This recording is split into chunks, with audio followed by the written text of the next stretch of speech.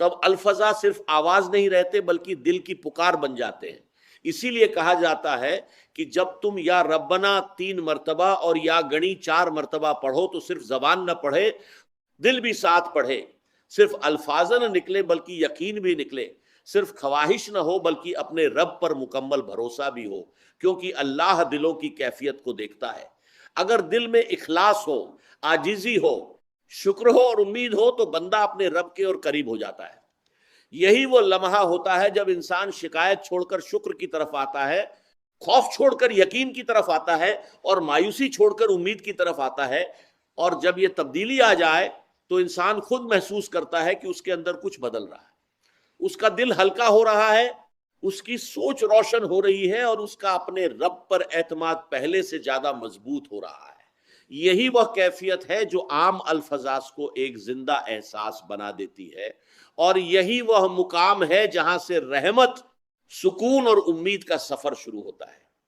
अगर आज की इस बात ने तुम्हारे दिल को छुआ है, अगर तुम्हारे अंदर उम्मीद की कोई नई किरण पैदा हुई है, तो अपने रब से रिश्ता और मजबूत करो, उसे याद करो, उससे दुआ करो, उस पर भरोसा करो और कभी मायूस मत हो, क्योंकि अल्लाह की रहमत से मायूस सिर्फ वही होता है जो उसकी कुदरत को नहीं पहचानता, और जो उसकी कुदरत को पहचान ले उसके लिए हर अंधेरे के बाद रोशनी है, हर मुश्किल के बाद आसानी है और हर इंतजार के बाद बेहतर अंजाम है। अल्लाह ताला हम सबको सच्चा यकीन, मुकम्मल भरोसा, दिल का सुकून और अपनी रहमत से भरपूर जिंदगी अता फरमाए, आमीन। रहमतों का पैगाम रखती है। यह है सूरह अल कौसर। सिर्फ 3 आयतों पर मुश्तमिल यह सूरत बदाहिर मुख्तसर है, लेकिन इसके अंदर मानी का एक ऐसा समंदर पोशीदा है जिसकी गहराई को इंसान जितना समझने की कोशिश करता है उतना ही हैरान रह जाता है। जरा तसव्वुर कीजिए, एक इंसान जिंदगी की मुश्किलात से घिरा हुआ है, कर्ज उसके सिर पर है, कारोबार में नुकसान है, घर में बेसुकूनी है, दिल परेशान है, आंखों में आंसू है, और ऐसे में वो कुरान खोलता है और सूरह अल कौसर पढ़ता है। पहली ही आयत उसे एक ऐसा पैगाम देती है जो उसकी सोच बदल सकता है। इन्ना अतैनाकल कौसर, यानी बेशक हमने आपको कौसर अता फरमाया। सोचिए, अल्लाह ताला ने यहां कमी का जिक्र नहीं किया, महरूमी का जिक्र नहीं किया, तंगी का जिक्र नहीं किया, बल्कि अता का जिक्र किया, फरावानी का जिक्र किया, खैर एक कसीर का जिक्र किया। ये आयत बंदे को याद दिलाती है कि अल्लाह की रहमत उसकी परेशानियों से कहीं ज्यादा वसी है। बहुत से लोग जिंदगी में सिर्फ अपनी कमियों को देखते हैं, वो अपने मसाइल गिनते रहते हैं, वो अपनी नाकामियों को याद रखते हैं, वो अपनी महरूमियों पर रोते रहते हैं, लेकिन वह उन नेमतों को भूल जाते हैं जो बीज भी अल्लाह ने पहले ही उन्हें अता कर रखी होती हैं।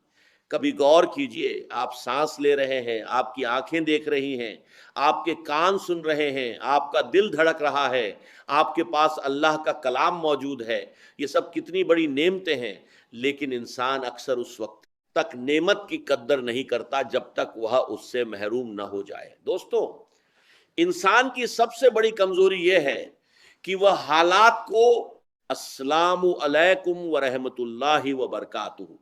आज की यह वीडियो शुरू करने से पहले मैं आपसे सिर्फ एक सवाल पूछना चाहता हूं, क्या आपने कभी जिंदगी के किसी ऐसे मोड़ का सामना किया है जहां हर तरफ रास्ते बंद नजर आते हों, जहां दुआएं भी की जाए, कोशिशें भी की जाए, लेकिन हालात बदलते हुए दिखाई न दें?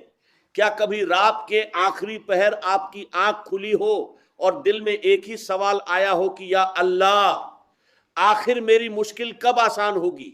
अगर आपने कभी ये कैफियत महसूस की है तो आज की यह गुफ्तगू आपके दिल के बहुत करीब उतर सकती है। आज हम कुरान ए मजीद की एक ऐसी अजीम सूरत का जिक्र करने जा रहे हैं जो मुख्तसर होने के बावजूद अपने अंदर उम्मीद, रहमत, बरकत और अल्लाह की बेशुमार नेमतों के लिए नहीं होती, बल्कि दिल की कैफियत के साथ जुड़ी होती है। असल राज्य किसी खास लफ्ज़ में नहीं बल्कि उस इखलास में है जिसके साथ बंदा अपने रब की तरफ मुतवज्जे होता है। जब इंसान रात की तन्हाई में या किसी ऐसे लम्हे में जब उसका दिल वाकई अपने रब का मोहताज हो, दुनिया के सहारों से नजरें हटाकर सिर्फ अल्लाह पर भरोसा करे,